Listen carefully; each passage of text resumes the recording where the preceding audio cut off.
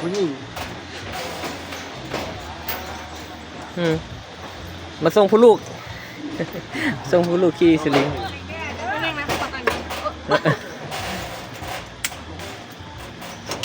มันรู้จริงๆใช่ไหมนี่จับไว้จับไปเลย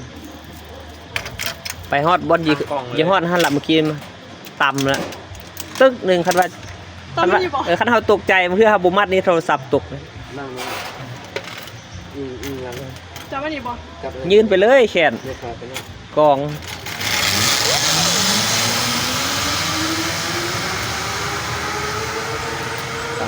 แขกประเทศไทยตัวนี้อันคนไทยก็มาหลายเขาทำกับมีแต่คนไทย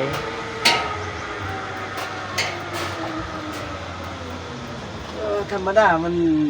ศุกร์เสาร์อาทิตย์ศุกร์เสาร์นี่ไหวเนาะคนไทยวันศุกร์กับวันเสาร์เนาะมาวันที่พระบุญจักรหลายวันที่มีเขาครับวันที่ดูเป็นอะไรรู้มีจัด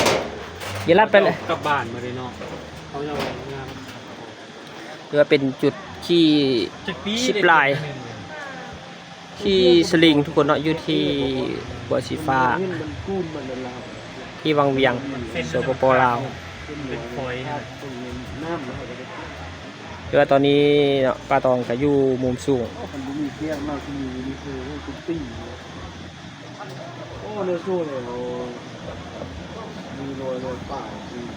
มุมสูงที่10 ลายทุกคน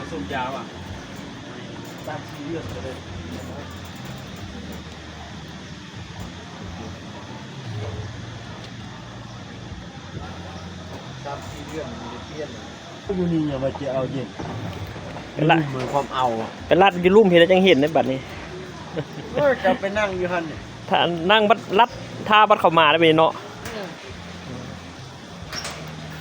สบายดีเด้อทุกคนเนาะอันนี้ก็เป็นสะพานไปขี้10 ลายคนเนาะดูบรรยากาศรอบๆโอ้ว่ายังมี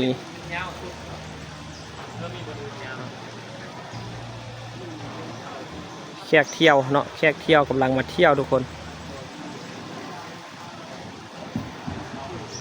วังเวียงทุกคนเนาะสะพานสีฟ้าถือว่าตอนนี้กะบ่าย1 โมงทุกคน1 โมง 2 โมง 13 โมงประมาณ13 โมง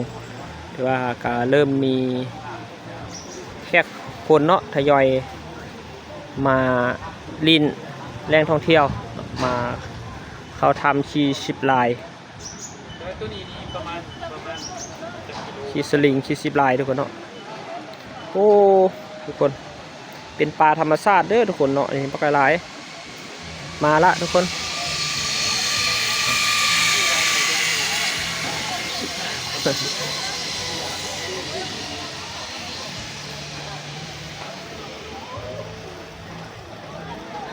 สุดสวยสุดงามทุกคนเนาะบริเวณนี้ว่ามีหลายกิจกรรมเพื่อลินเนาะมีลินน้ำขี่สลิงขี่10 ลายหลายอย่างมีขี่เหือขยักขี่กงเบงทุกคนเนาะอยู่พูนหรือว่าไกลๆพูนเนาะเขากำลังขี่กงเบงหรือว่าขี่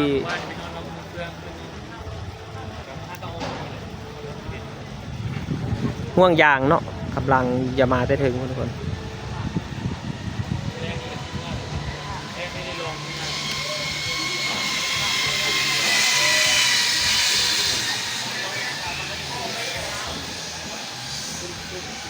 เนาะบัดนี้พาไปเบิ่งอยู่จุดที่เขาเจ้าอย่าลงเนาะ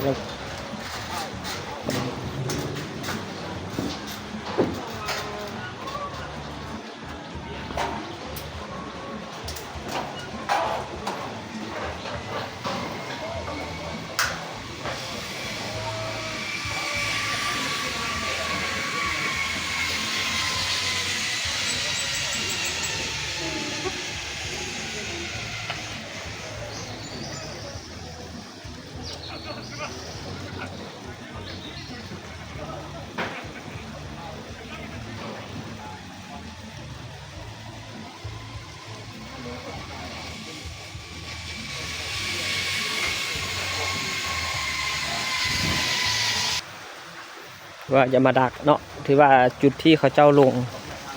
งสลิง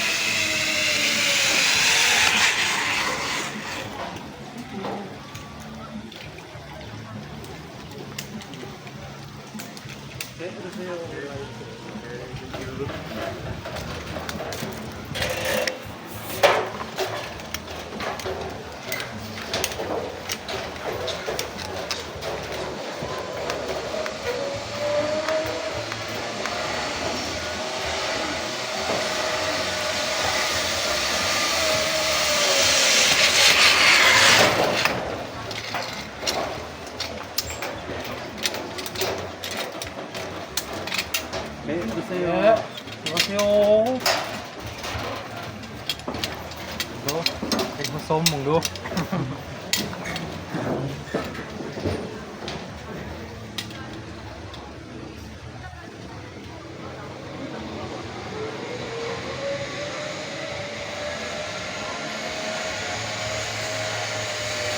โอ้มาบ่นี่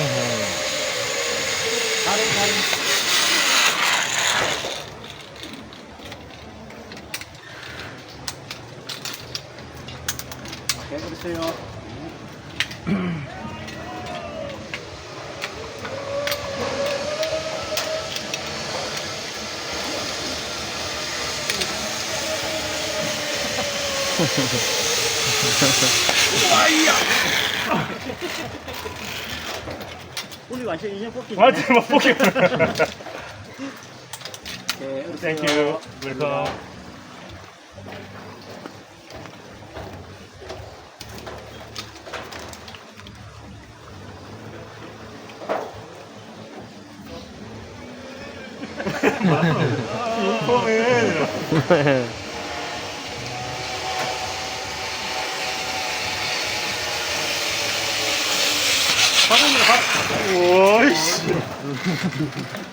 Welcome.